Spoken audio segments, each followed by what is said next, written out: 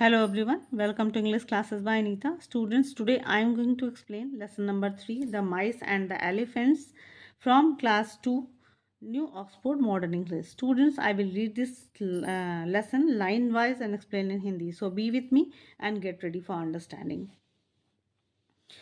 The माइस यानी कि चूहे, माइस होता है, माउस मीन्स होता है चूहा और माइस मतलब चूहे यानी कि इसका प्लूरल है माउस का। एंड एलिफेंट्स मीन्स होता है हाथी।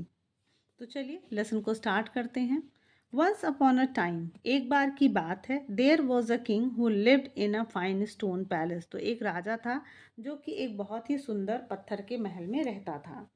आफ्टर मैनी ईयर्स, बहुत सालों बाद, the king grew old and died. वो जो राजा था वो बूढ़ा हो गया और मर गया। Every one left the palace, और जो भी उसमें महल में रहने वाले लोग थे वो महल छोड़कर चले गए।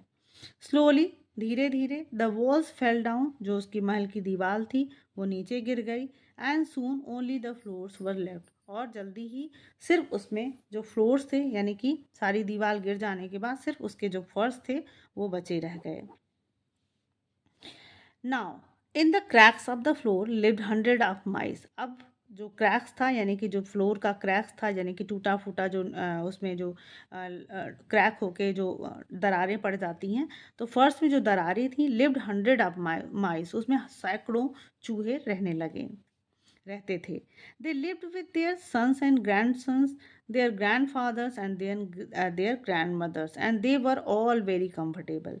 तो they lived with their sons यानी कि अब वो जो चूहे थे वो अपने बेटों के साथ, ग्रैंड सन्स के साथ यानी कि नाती पोतों के साथ, देयर ग्रैंड फादर उनके जो मतलब दादाजी रहते थे, देयर ग्रैंड मदर्स उनकी दादी रहती थी, and they were all very comfortable, और बहुत बहुत सब बहुत ही आराम से वहाँ पर थे। यानी कि वो पूरा जो चूहों का घर बन गया था और वो अपनी पूरी फैमिली के साथ उस फ्लोर में, मतलब फ्लोर के जो क्रैक्स थे उसमें रहा करते थे।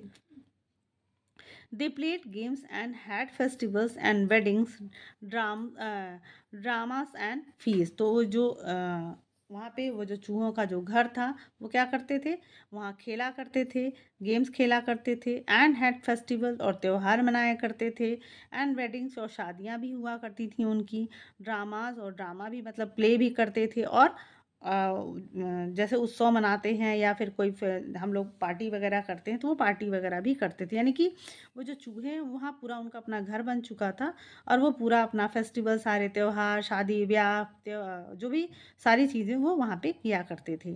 दे वर ऑल वेरी हैप्पी, वो सभी बहुत खुश थे। Near this palace was a large lake, लेकिन उसी महल के पास में ही, नज़दीक में ही एक बड़ा सा झील था, लेक था। वन डे, एक दिन, इन द हॉट वेदर, मतलब गर्मी के मौसम में, the elephant king came to drink water with his herd. जो एलिफेंट का जो राजा यानी कि हाथियों का जो राजा था वो पानी पीने आया अपने झुंड के साथ। The whole herd walked all over the floors of the palace.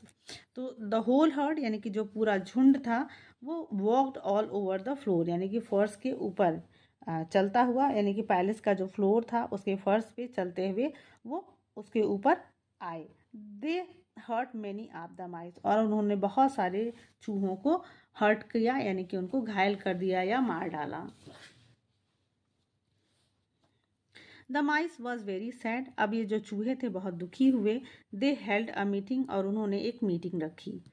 These elephants will squash us all, they cried, what shall we do. These elephants, अब वो कहते हैं कि जो हाथी हैं वो क्या करेंगे, हमें कुचल डालेंगे, हम सबको कुचल डालेंगे। दे क्राइड, वो चिल्लाए, रोए। वॉट शैल वी डू, हमें क्या करना होगा। Some of the mice went to the elephant, कुछ चूहे हाथियों के पास गए। दे सेड, उन्होंने कहा, oh friends we live under the palace floor. तो उन्होंने कहा कि ओ मेरे दोस्त, हम सब इस पैलेस यानी कि महल के फर्श के नीचे रहते हैं। If you walk over the floors on the way to the lake you will hurt us. तो कहा कि इफ़ अगर आप ओवर द फ्लोर मतलब उस फर्श के ऊपर से उस फ्लोर के रास्ते से उस फर्श के रास्ते से झील की तरफ मतलब झील के रास्ते में जो फर्श पड़ता है उसके ऊपर से जब अगर आप जाओगे तो आप हमें हर्ट करोगे। यू विल हर्ट अस मतलब हमें आप घायल कर दोगे, हमें नुकसान पहुंचाओगे।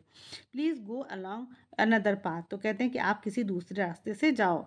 One day we may help you. तो कहते हैं कि एक दिन हम आपकी सहायता करेंगे, मतलब कि अगर आप मुझे हमारी बात मान लोगे तो हो सकता है कि एक दिन हम आपकी सहायता करें।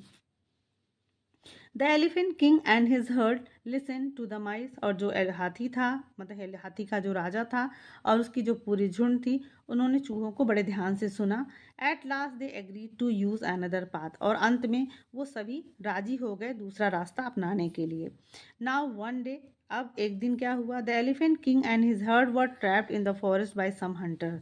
तो जो हाथी का राजा था और उसकी जो पूरी झुंड थी वो जंगल में कुछ शिकारियों के जाल में फंस जाती है।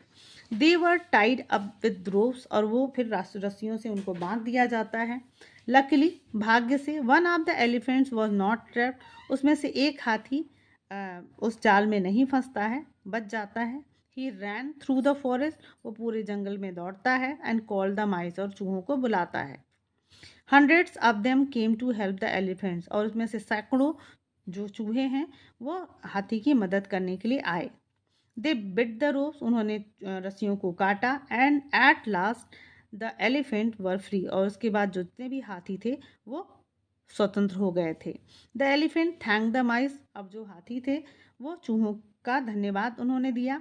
And they remember the old saying. और उन्हें ये याद आया जो पुरानी कहावत है कि make friends always make friends however strong or weak. मतलब कि दोस्त बनाओ, हमेशा दोस्त बनाओ, however strong or be. या मतलब वो चाहे मजबूत हो मतलब बहुत स्ट्रॉन्ग हो या कमज़ोर हो, मतलब सबको हमें अपना दोस्त बनाना चाहिए। तो स्टूडेंट्स आई होप आपको ये लेसन अच्छे से समझ में आया होगा और आपको ये भी बात समझ में आई होगी। जो मॉरल ऑफ द स्टोरी है वो ये है